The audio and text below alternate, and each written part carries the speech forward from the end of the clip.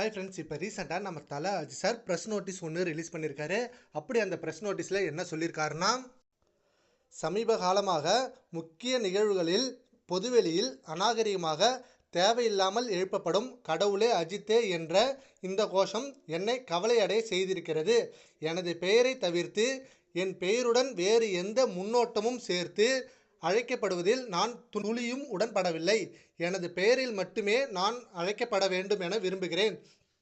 எனவே பொது இடங்களிலும் மக்கள் அதிகம் கூடும் இடங்களிலும் அசௌகரியத்தை ஏற்படுத்தும் இந்த செயலை நிறுத்துவதற்கு உங்கள் ஒத்துழைப்பை நான் அன்புடன் வேண்டுகிறேன்.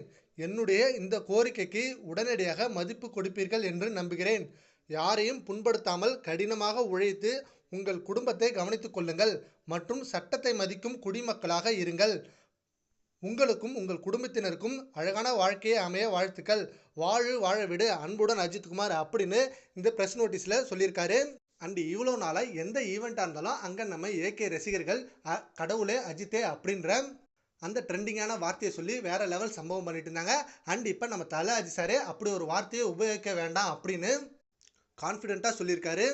ஸோ இனிமேல் நம்ம ஏகே ரசிகர்கள் அந்த வார்த்தையை யூஸ் பண்ண மாட்டாங்க அப்படின்னு நம்புகிறோம். ஏன்னா அது அஜித் சாருக்கு ரொம்பவே வருத்தமாக இருக்குது.